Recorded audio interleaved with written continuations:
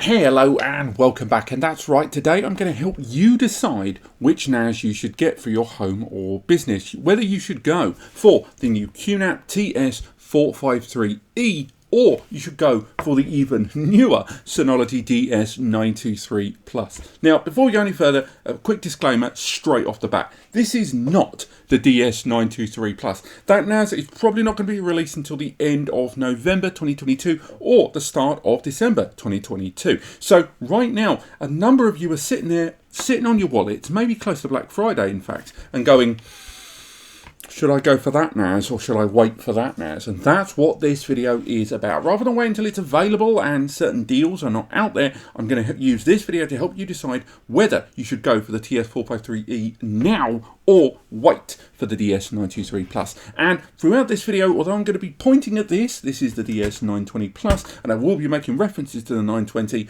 the 923 is what we are talking about. When I talk to the ports and connections, I'm going to be referring to this one over here, the DS1522, but we've wasted enough time with the disclaimers. Let's crack straight on. In this video, I'm going to be talking about price, I'm going to be talking about value, I'm going to be talking about internal hardware, I'm going to talk about external hardware, I'm talking about software, I'm going to talk about expandability, and hopefully throughout all of that, I'm going to help you decide which one best suits your needs. Now, in terms of what you are spending, you know, how much is actually coming out of that bank account for these two, there's actually probably not going to be a vast amount of difference. Now, the TS-453E is definitely more expensive than the unit that came before it, the TS-451 Plus, and it's definitely cheaper than this unit over here, the TS-464, but it still knocks around for about 500 to 600 nicker, including tax there. Depending on where you are in the world, your local currency and that tax itself, that is pretty much what you're going to pay. Somewhere around the 5, maybe 550, call it down the middle. Now, the Synology DS923 Plus, although it doesn't have an official price right now, or even the official release date, but again, after everyone I've spoken to, it looks like the end of November, early December. Although it doesn't have a price, we have already started seeing prices appear online, along with SKUs and ASIN numbers popping up around the place. And that price has been shown to be somewhere between $550 and about $650. Now, again, that does range, and different retailers that have listed it and then started removing it because they realised what they did wrong, they've obviously put in their margin and tax and stuff like that, but it means that these two are going to be quite comparable in price when they're both available on the market at the same time. The QNAP would have been in the market a bit longer, so don't be surprised if QNAP are rolling out a few cheeky little discounts, but you can't really distinguish between them in terms of the actual money you're laying down on the table. So moving away from price, we've got to talk about value. We could talk about design, but these two are very much representatives of the design that either brand utilises on their chassis. Arguably, the Synology is a lot more polished, a lot more sleek. They've gone for that kind of ventilated side logo there. They've also gone for two ventilation fans there on the rear, whereas the QNAP, a little bit more generic. They've gone for this one. There's no QNAP ventilation there on the side, but there is ventilation and a single fan there on the rear. But in terms of design, you're kind of sticking very much within each of the respective brands' design and narrative. So let's start with the QNAP. Now, the QNAP arrives with an Intel Celeron processor inside there. It is the Intel Celeron J6412, one of the newer generation Celerons in the market. It's also a quad-core 4-thread processor that starts at 2.0 GHz. They can be burst up to 2.6 or 7 GHz. I believe it's 2.6 GHz. It also arrives with 8 gig of DDR4 memory, which again is good news. 8 gig, yum yum. But you can't upgrade it. That CPU does support up to 32 gig of memory there on that processor by Intel's own specifications, but they've locked it in at 8 gig soldered to the board, which I'm not a big fan of, if I'm honest. Not only because I can't upgrade it, but it means some users that probably might not have even needed 8 gig, say a Plex user that doesn't need that much memory, they're going to be paying extra for memory they may not use, but still 8 gig of memory is a decent amount there. Also alongside that, the system has two M2 NVMe slots inside that are PCIe Gen 3 x 2, that's 2000 megs of bandwidth, and they support all of the WDC gate SSDs you can find on the market, Samsung and that as well. And those M.2 SSD slots can be utilised for caching, both read and write caching, to improve the transmission of data in either direction, depending on how you configure it. It also supports QTIA, which is a system where it merges the 4 SATA hard drive bays, which support up to 18, 20 and 22 TB drives at the time of recording, and merges it into one giant storage pool of SSDs and hard drives, and then moves, keyword moves, data appropriately onto hard drives or SSDs as demand changes and frequency changes dynamically, which is quite good. A bit like caching, but caching copies the data, and that's more centered on tiny data. QTIA can use larger data and actually moves it. The last thing you can do is use those M2 NVMe slots for raw storage. You can create a pool on there. You can install the OS on there. You can install preset applications on there rather than the slower hard drives for those really important apps that you want to use. And indeed, you can just create a storage pool and just use it for raw storage and shared folders and volumes and stuff like that. Those are options that are open to you. But overall, that is kind of the main architecture of this device. Now, the DS923 Plus has gone in a different direction indeed. Now, the CPU inside is a dual core, which I know a number of you weren't overly pleased about, but let's crack on. It is the AMD embedded Ryzen, the R1600. It does not support integrated graphics, and it's a dual core processor. However, its clock speed is significantly better. It arrives with a 2.6 gigahertz frequency clock speed CPU, I should say, that can be upgraded to 3.1 when needed. It can be souped up. It also arrives with 4 gig of DDR4 ECC memory by default that can be upgraded to 32 gig, massively higher and a far more palatable day one amount, if I'm honest. Now, bear in mind, they're quite strict about the supported memory you use, asking you to stick to Synology only, and ECC memory is a bit more expensive. That might affect the price, but moreover, will definitely benefit file processing utilization in terms of data integrity. ECC memory, or error correcting code memory, for those that aren't aware, is when data passes through the memory. As it enters the memory, a kind of blueprint, a checksum, parity data is created, and then it is compared at the end as data passes through it. This is incredibly caveman, but just stay with me. And as it passes through, it compares the data as it passes through with the image, the parity data at the beginning, and then will repair or heal that data as needed. So very good for long-term data integrity, avoiding things like bit rot and more, if there's inconsistencies of data during the write operations there. Now, there are 2 M2 NVMe slots. They're on the base, and those are M2 Gen 3 slots there, but you can only use them for caching. Now, if you were going to use them for caching anyway, that's not a problem, right? But what if you weren't? What if the idea of that lovely combined storage that I talked about from QNAP, is right up your alley? What if the idea of a raw storage pool sounded pretty bloody sweet? Those are not things you're going to be able to use on the Synology platform. You can use certain GitHub workarounds to get that happening, but you may have an update that wipes it all out down the line. Now, that isn't to say that the SSD caching on the Synology is bad. It's really, really good. It's probably one of the best in the market for just how much they have wringed out of that intelligent caching in the background, but still nonetheless, the initial hardware between these two, most users for the home, prosumer, or even low-end SMB market, unless they are strictly thinking about file transmission speeds, they're going to find this hardware architecture of the 453E a little bit more appealing. The idea of that extra spend on that 8 gig of memory, if that has increased the base price, is a little alarming. But the M2 NVMe's, the CPU of choice and more inside this device, I think makes it more appealing to a wider audience than that of the 923, which is now taken on more of a businessy appeal there. Again, for file management, if you are someone that's not interested in multimedia, not interested in the transcoding or reshaping of graphical media, this is going to be a great box for you in terms of file transmission and performance. And we'll talk about another reason why later on. But I think just before we leave this section, we've got to talk about Plex. Now, normally on these videos, I wouldn't, in my comparison, do a whole section dedicated to just Plex Media Server. I normally roll that into the software and the capabilities of the CPUs, amongst other things. But in the case of these two devices and the intended audience, I think usage as a Plex Media server is important enough to just give it its nice little bookended section here in the video.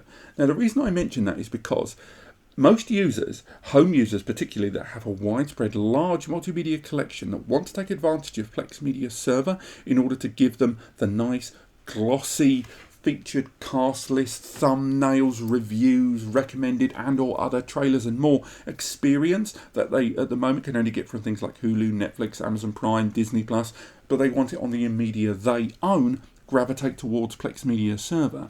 Plex or Plex Pass, whatever way you look at it, it's a great application.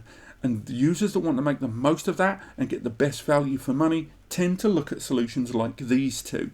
But these two handle Plex Media server very, very differently. And by that, what I mean is that because of the integrated or embedded graphics, whatever you want to call it, on the QNAP, there are some multimedia formats in certain playback scenarios that are going to run better on this system. What I mean is this. Most of the media you own in standard definition 720, 1080 and 4K especially, when they have been put on the big screen, they've needed to be compressed down to this more portable version that you can watch on your sofa. Now, that compression normally takes advantage of two main popular techniques, although there are more coming. First one is H.264 and the other one is H.265, otherwise known as HEVC or highly efficient video compression. H.264, bad pronunciation there, H.264 is largely open source. It has a very small proprietary back end, and ultimately everyone can use it, everyone can support it, and most devices you own can playback those files. H.265 or HEVC, on the other hand, is its patent is owned by many other companies, and the licensing is incredibly complex, and most hardware client devices don't include a license to play back that media. It's the same way years ago you might have tried to double click and play a media file in Windows Media Player, it didn't play, you got annoyed, and then you downloaded VLC.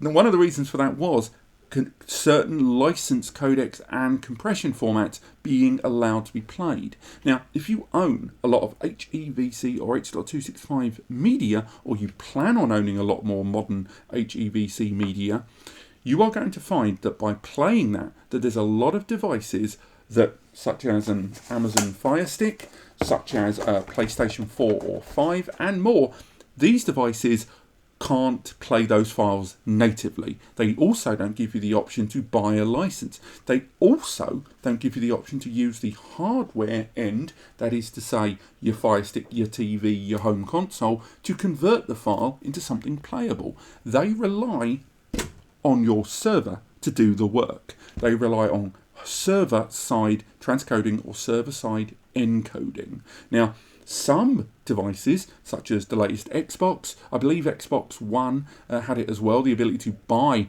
an HEVC license via their store and Microsoft Store, and there are some other devices out there that have the hardware front end allow that side to do the hard work. But in the majority of cases, you're going to have to rely on your server to do the Plex Media server changing in order to play back that HEVC. And between these two, HEVC is going, with regards to encode transcode, is going to be pretty awful on the 923. We've done tests using the 1522 Plus, which has the same CPU inside but 8 gig of memory, and it really had difficulty with those transcode because of its lack of integrated graphics and using that raw file handling processor to do a task of graphical nature that it's not designed to do. It did it inefficiently and in most cases didn't do it at all.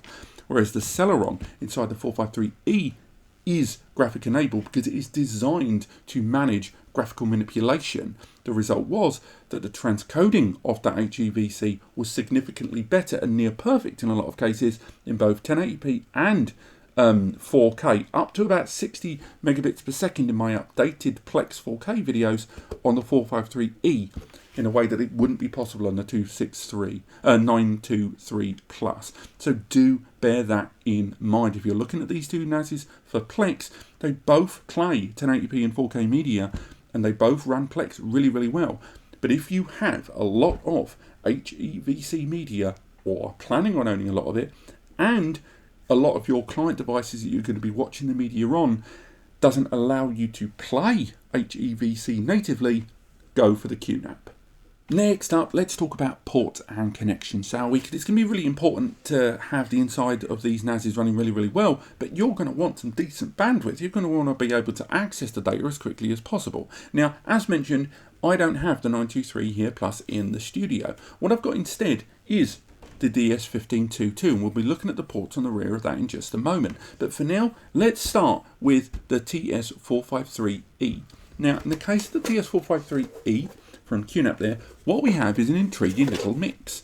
Now, in terms of USB connectivity, we've got USB 3.2 Gen 2, so 10 gigabits per second connections there on the front, alongside one on the rear, and on the rear a couple of USB 2 ports there. So much faster USB ports for 10 gigabits per second USB drives, such as getting newer generation M2 enclosures, or getting yourself pre-populated external USB drives that give you 1000 megs per second. This will give you 1000 megs per second there. There's also the expansion series from QNAP in 2, 4, 8 and 12 bay expansion devices that support USB 3.2 Gen 2, 1000 megs bandwidth for an expansion device there. There's a lot to be said for that. The USB 2 ports there, although normally I'd rag on those, are going to be quite good for KVM, keyboard, video, mouse setups. This is when you attach a keyboard, a mouse and a monitor, and then be able to treat the device like a computer with its own parallel user interface there in HD Station.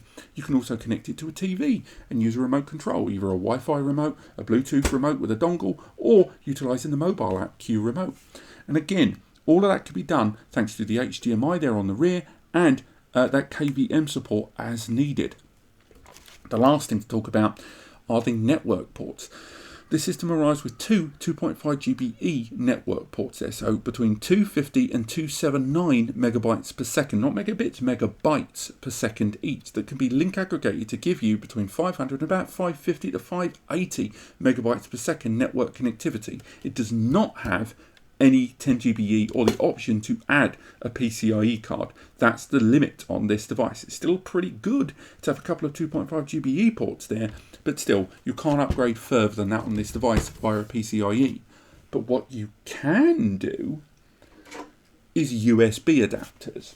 What this device also has, if I can find it there, is a USB to 5 GBE adapter from QNAP, which is about 50 to 60 quid, that allows you to add a 5 GBE connection to this device, or you can get one of a million 2.5 GBE to USB connected adapters for about $25 to $25 to add more 25 GBE ports to this device and your client PC. You can even get Wi-Fi 6 USB upgrades for your PC or Mac system, like this one from D-Link, the XO-AX, and that again is between 40 and 50 quid.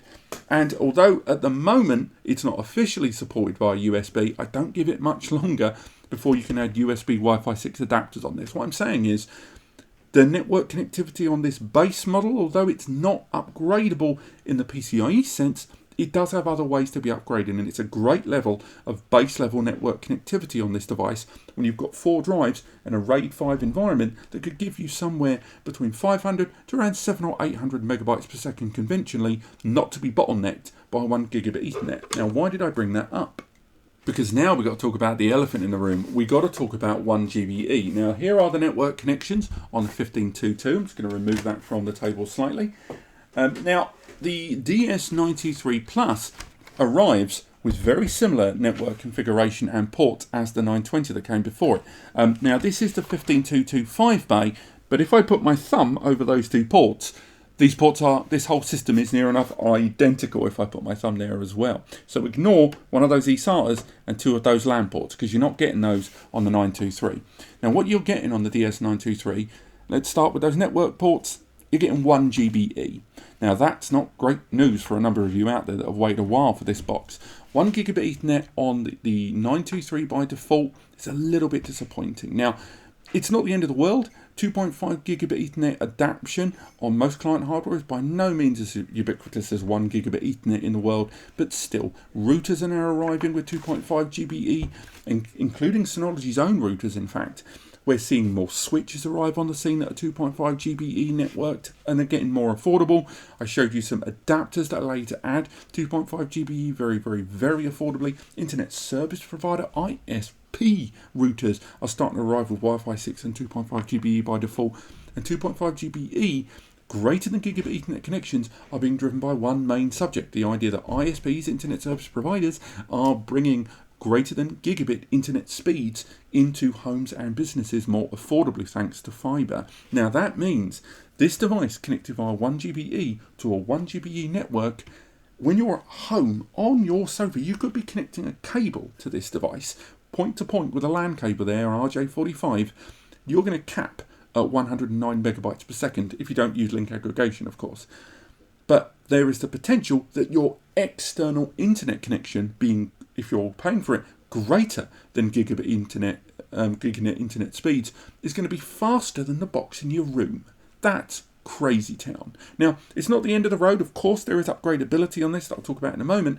But that's why 2.5 GBE in terms of future-proofing, because although 2.5 GBE may not be as acceptable now as it could be, you don't know what's going to come in the next few years. And 2.5 GBE in the 2.5 years since the 923's predecessor has grown. So I think it's an expectation for users to have greater than 1 GBE on day one right now in terms of future-proofing. Now, as mentioned, that's not the only thing you can do with this. For another 129 to 139 quid, you can add 10 GBE. Now, that is good news. That wipes this out in terms of network connectivity. Now, on the one hand, it's a real shame I've got to pay extra for that, for 120 to 139 nicker.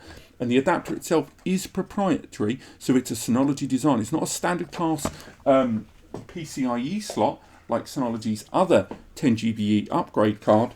This one is a slot-in adapter, but still nonetheless, it is a very convenient adapter. You don't have to take the case apart. You don't have to do a lot of mucking around with a PCI board.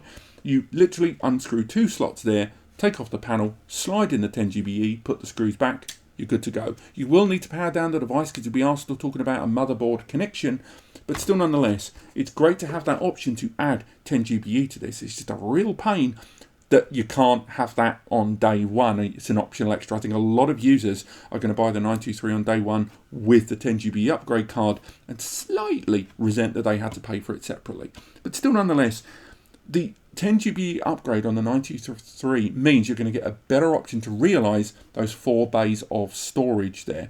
4 drives inside. When we did the 1522 10 GBE testing with 4 22 TB WD Red Pro drives, we got it to hit gigabit speeds. We got it to hit 1,000 megabytes per second in a series of our ATO tests in both RAID 5 and in RAID 0. So again, 10 GBE on the 93 is a good thing. It's just a real shame to me that I've got to pay extra for it.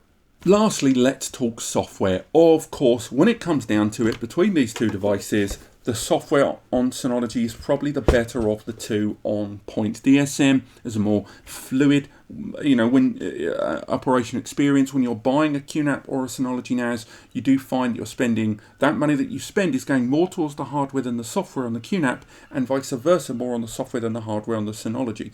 The QNAP software in QTS is good, with a huge range of services and a greater degree, I would argue, of third-party application and tool support, as well as advantages in its superior virtualization application, its better Docker application, its better Ubuntu handling there, a better AI-supported services, whether it is via the TPU upgrade in both QMAGI and in surveillance, and multimedia console as well, and a huge range of applications and services available to it on both client devices and internally within the App Center, with a third-party homebrew application place in QNAP Club. Tremendous range of support, not to be robbed of that, but there's a higher learning curve. It doesn't feel as polished, it doesn't feel as smooth an experience, and for all of the advantages it brings you if you spend the extra bit of time on it, such as having the extra 8 camera licenses and that QVR application being incredibly adaptable, and with more access to the AI-supported surveillance deep video analysis, the Synology platform and DSM feels more polished, feels more smooth, feels more invested, feels more secure, it has to be said, in recent years. And on top of that, it's a better ecosystem device. Whereas the QNAP might ask you to use third-party apps in some cases, like Microsoft Office in its Word and Office Applications plugin for FileStation, or work very well with third-party communication services and Office applications that exist from third parties. Synology have their own cloud. Synology have their own hybrid mount service with that cloud. Synology have got their own Office suite for opening Word docs, Excel sheets, having their own chat and communication system there. There's a lot more of their own first-party ecosystem with that purchase. They take the software very, very seriously. And for whatever shortfall you may find in the hardware, the software is fantastic. And comparing these two in software, the Synology is going to win that one. But this has been comparing the DS923 with the TS-453E. I would say if you're new to NAS or you're not too tech experienced, you're going to enjoy the DS923 more. If you're more tech versed, if you take hardware seriously, if you're going to use third-party applications, you're probably going to enjoy the QNAP more there. Both brands bring a lot to the table in terms of value, and it comes down to what you, the end user, plan on doing with the system about which one's more suitable for you. And I really hope this video has given you the right way to decide between them for your own storage needs. If you want to learn more, there are links to all of the guides on these two NASs linked in the description. There's the free advice section over on NAS Compares and the free community forum as well, linked there too. If you want to learn more, subscribe to the channel. I talk about these NASs and the entire subject of data storage and networking every single day alongside on the blog. And if this video has helped you, and if you plan on buying from Amazon anyway, there are links in the description that will take you to Amazon to buy these devices. If you use those links, it won't cost you anything extra, but we get a little kickback, which allows us to keep doing what we do. So again, if you're going to go to Amazon and this video has helped you, use those links. Thank you so much for watching. I hope you enjoyed this video, and I'll see you next time. Hello, and we just want to interrupt today's video to talk about Ask NAS Compares, the new community support forum, and give you some idea about how it can help you with your data storage needs, or maybe make a bit of scratch. And this is it. This is the community forum, Ask NAS Compares. It's a bit rough around the edges right now because it's early days, but with over 2,000 posts so far and 1,600 threads, it is getting some traction there. Now, if you want, you can go ahead and create an account. You can head to the top and search for any questions that are similar to what your requirements are and your support that you need, or you can just scroll down and I'll look at one of the posts or create your own. When you do, any one of the other users on the forum can answer your question along with me and Eddie. If they do have a question answered, you have the opportunity to add a coffee button via Ko-Fi so people can donate and give you tips based on your responses. You get to give 100% of that. NAS Compares, me, Eddie, we don't care. Enjoy it for yourself. This is about a community forum. So if you need help with your data storage, or you've got a bit of spare time on your hands and a bit of knowledge and you want to help others, head over to Ask NAS Compares, where you can help the greater NAS community and we can all help each other out.